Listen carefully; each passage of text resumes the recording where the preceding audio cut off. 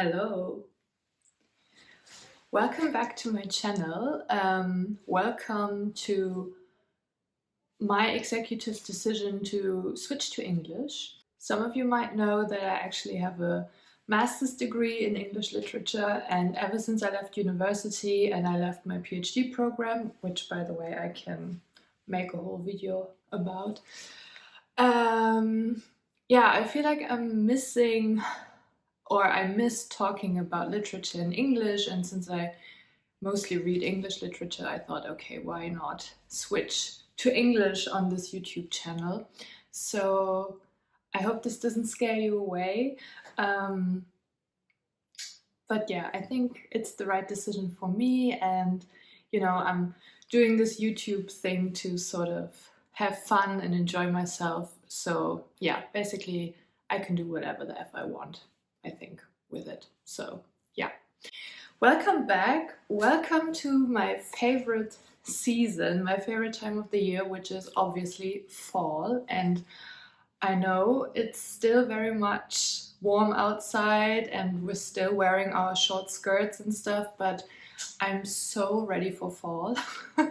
So I thought, why not, get an early start and start talking about fall books, fall literature. I already placed a small order today with a couple of rather spooky books that I would like to read this fall, and I will also do a video on that. But I thought today we might start with some fall book recommendations that I have for you. And I thought, why not? Because I was, creating this list in my head, and I quickly realized that most of them are classics, actually. So I thought, why not start out with a classic? So this is a video all about some spooky, fall-ish type of classics that you can read this autumn, this fall season. I chose these 7 books because they're perfect for fall. They have this cozy but not kitschy kind of atmosphere to them, but also, of course, fall time is Halloween time, so all of these 7 books are dealing with some type of, I would say, supernatural, ghostly, eerie, otherworldly topic or theme. So this is not only a fall recommendation, but also a spooky recommendation. So I've collected a variety of books. It's funny because some of these books are my favorite books of all time. So I'm really excited to talk about them today. I will try to keep the summaries brief, give a sort of blurb rather, so that you can read them or, get interested or get a feeling for the books, and then, maybe pick them up. I feel like a lot of people are actually scared to read classics, but I guarantee you that these classics that I've chosen for today are rather easy to get into. They're not that difficult to read, and I think they feel very modern, so it's not like, I don't know, you're reading something that feels completely out of touch with your reality. So yeah, I hope this encourages you to maybe pick up a classic this season. Let's start with an absolute classic, which is Bram Stoker's Dracula. You've all heard of it, I'm sure. Yes, of course, this is the classic vampire tale that takes place in a place called Transylvania. And no, we're not talking about the Rocky Horror Picture Show. How to describe this novel without actually spoiling it? I think a lot of people have an idea about this book and about the story because it's been around for such a long time, but also it's been in popular culture so much. So this is sort of like the foundational text, you might say. So this is about Count Dracula and a group of characters that sort of battles with him. And it's a story about identity. It's a story about the discovery and the advances in medicine at that time, and also it's very much a novel about Victorian sexuality and desire. When I first read this, I was still at university, and I was rather pleasantly surprised how easy it was to get into, especially if you're somewhat familiar with Dracula and the story. It's really easy to get into, and it's a true page turner, I would say. So I remember when I first read this, I just wanted to keep reading, keep reading, keep reading. I always recommend this novel because I feel like it's nice to, you know, get familiar with the foundational text that inspired so many movie adaptations, or just, you know, is like the blueprint for so many references pertaining to vampires in popular culture. Also, there's a great movie adaptation by Francis Coppola, starring Winona Ryder and Keanu Reeves and Gary Oldman, I believe. But yeah, highly recommend also watching the film, but highly recommend starting with this, and yeah, encouraging you to pick it up and try it for yourself. Somewhat similar to Dracula, we have Frankenstein by Mary Shelley, which is one of my all-time favorites. Oh my goodness, if you've never read Frankenstein, please, please, please pick it up. Get a used copy somewhere, but please read this novel. It's so good and it's so complex, and you can find so much in it. I don't know, whenever I read it, I relate to it so much, so I really recommend giving Frankenstein a try. Of course, this is about Victor Frankenstein, a medicine or a medical student from Switzerland, I believe, who creates this creature. Of course, it's about so much more. It's about, you know, parent-child relationships. It's about absent mothers. It's about medicine. It's about identity. It's about, I don't know, you can find so much in it. You can read it from a queer perspective. You can read it from a perspective pertaining to climate change. You can read it from an autobiographical point of view pertaining to Mary Shelley, who's such an amazing author and has such an interesting biography. So yeah, very much a feminist text, very much a modern text, very much a text that I recommend to everybody. And whenever I talk to my friends and they haven't read it, I'm always like, oh my god, can you please read this book? Not just because it's my favorite, but because, I don't know, it offers so much to anyone. Again, also nice to maybe see in how far pop culture has deviated from the original texts, and how stereotypes in pop culture pertaining to Frankenstein are far-fetched sometimes. So yeah, maybe you're interested again in reading the foundational text and see where it all came from. Frankenstein, I love you! By the way, we're not talking about how I'm still drinking iced coffee, even though I'm filming a fall book video, or a video on fall books. Thank you. Alright, let's continue. Yeah, why not continue with a short story collection by Shirley Jackson, a true icon, a true feminist literature icon. There's a little picture of her. So this is a short story collection that contains the story called The Lottery, which, yeah, The Lottery is why I chose this book or this collection. The Lottery, again, a text that I had to read for university and later on also taught at university in my short fiction class. I don't want to spoil it. It's really short, and yeah, once you've read it the first time, you sort of know about the twist at the end, but then it's also great to come back to and see, I don't know, maybe if you could have sensed that there was this twist at the end, or I don't know, it's a story that I feel like you can read again and again and again and again, and it's really atmospheric, and it sets up this eerie atmosphere, and you don't quite know what's going on, but you feel like, okay, there's something fishy. It's about a town who holds a lottery every year, and this lottery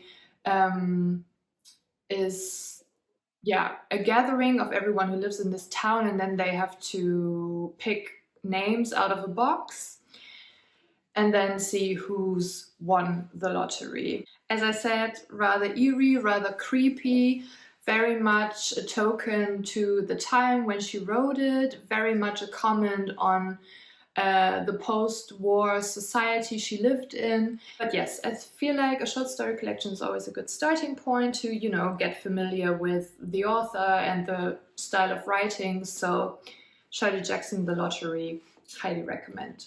Next, I have 2 novels by 2 very famous sisters that sort of, for me, represent Gothic fiction, fall fiction, spooky fiction, and of course, classic fiction. So we have Jane Eyre by Charlotte Brontë, and we have Wuthering Heights by Emily Brontë.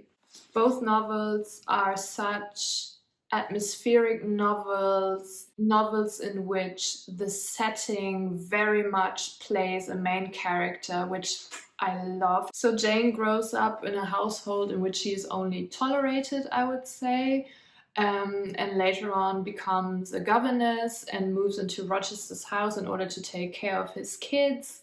And they fall in love, but as I said before, it's very much a tragic love story. There's another person involved, and this person is also one of the most interesting characters in all of literature, I would say. But yes, there's a lot of tragedy, I would say. I think it's a good book to read when it's stormy and dark outside and you just want to, you know, curl up with a book, but also you don't want to be too cozy. I think Jane Eyre is very much the book for that. This is also very much the book for that. But I feel like this, again, a tragic love story between Catherine and Heathcliff, one of literature's most famous couples, probably. But this also has this added supernatural, spooky, haunted kind of feeling to it. So I feel like this is perfect for like stormy, gloomy night, you know, just curl up with your blanket, have a cup of tea and enjoy this very famous and very exciting, chaotic, passionate story. Finally, I'm happy to include another of my all-time favorite books. I can't stop smiling. I just love this book so much, and I've read it, I think, 4 or 5 times by now. So it's, of course, Rebecca by Daphne du Maurier. Rebecca is, again, a story set in a, I would call it a haunted house, haunted by the past. The character is also haunted by the past by being in the house. So this is about a young woman that falls in love with a rich man, and he takes her back to his mansion. And this mansion is very much still haunted by the presence of his ex-wife, or his dead wife rather, called Rebecca. And yeah, the novel is all about how the character, the main character, comes to terms with her husband's former marriage and with, you know, the ghost of Rebecca that is sort of still in everyone's memory and is still therefore very much alive, I would say. Again, this is really easy to get into. I have to read you the first line because it's so iconic. It's so iconic. It opens with the famous line, "Last night I dreamt I went to Mendeley again." And I don't know, it's just one small sentence, but I feel like it sucks you in immediately. I feel like it really encapsulates the whole setting and this is the starting point, and I feel like you can sense what kind of story you're going to read. And Manderley, of course, is the name of the mansion. And as I said before, I love stories in which the house is this entity that is kind of a character in the story. So yeah. So if you see this, pick it up, give it a chance. I feel like, yeah, it's a page turner. It's very exciting. It's a very exciting story. It's sort of like this crime story where you don't know exactly what happened, but you know that there was like some kind of tragic accident, and yeah, you just keep reading to find out what actually happened. Also, for all of you Swifties out there, Rebecca by Daphne du Maurier very much inspired the song Tolerated. Is it Tolerated or Tolerate?